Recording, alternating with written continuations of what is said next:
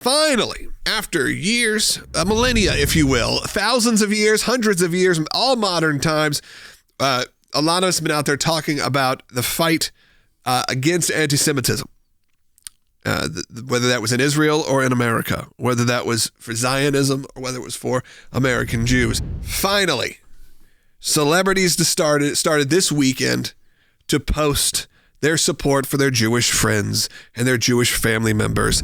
About time someone actually started talking about this. So I'm happy in some sense. I'm happy that it's part of the conversation. Now, the catalyst to this, I find to be pretty disingenuous. The catalyst to the movement against anti-Semitism, was it something to do with hate crimes that have happened, thousands of hate crimes or attacks on synagogues over the last decade? Was it the fight that all these people have had and the Jewish people have had for years in different communities? Or the fight in Israel, where the only progressive country, the only country that really has true freedom, where those people are attacked simply for existing?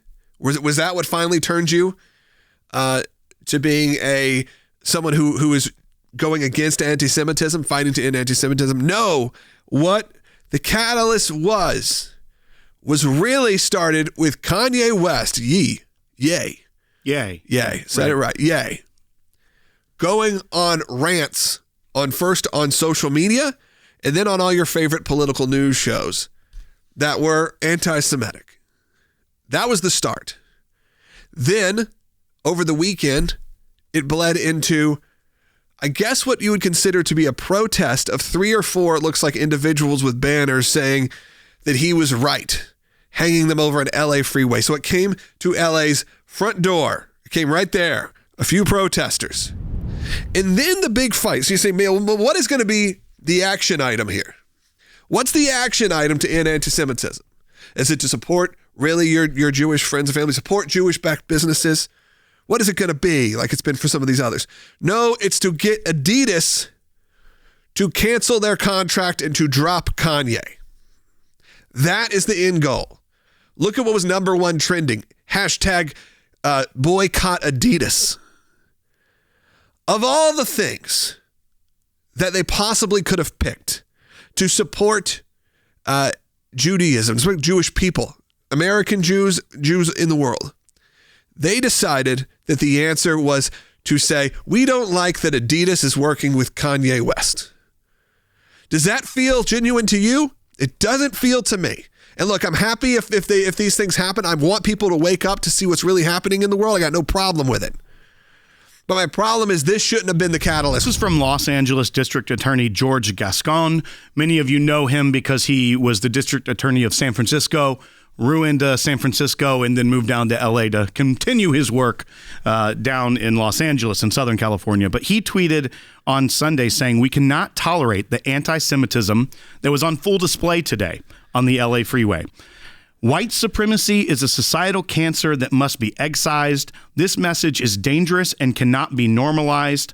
I stand with the Jewish community in condemning this disgusting behavior." Well, those are the right words. Yeah, that sounds all great. And his right great to condemn it. Of course.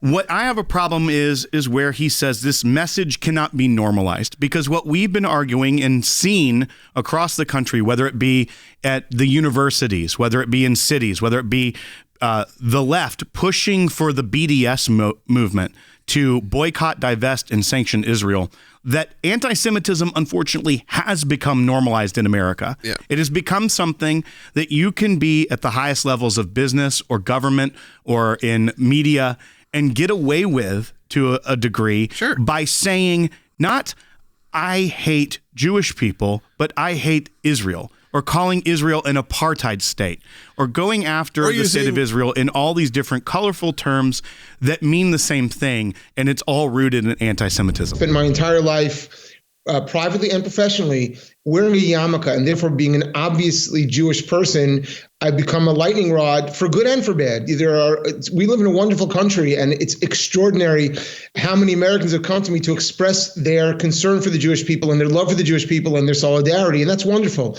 By the same token, there's never been a part of my life that has been free from anti-Semitism, whether it's been just threats or literal violent attacks or just even sidelong, comments. So we've worked on this, as you say, Logan, for many years at ACLJ. Here's a perfect example. During the Trump administration, we worked very closely with the White House to protect Jewish students on campus before this became headlines. When we knew this was a problem, because we're in touch and we represent so many Jewish students and faculty who are having a hard time in these woke arenas. And so now, thanks to the Trump administration, the president's executive order, which we helped advise on, Jews are protected for the first time.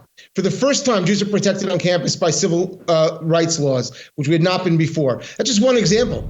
This problem, as you say, it's been here forever. I don't think it's ever going to go away. We need to have clarity. The problem we have now is that in the most accepted areas of the left, whether it's academia, media, and politics, culturally, anti-Semitism was normalized. So yes, we have to capitalize on the realization that things have gone too far, stop them from pointing a finger and saying it's only the right wing when it's almost it's very rarely the right wing.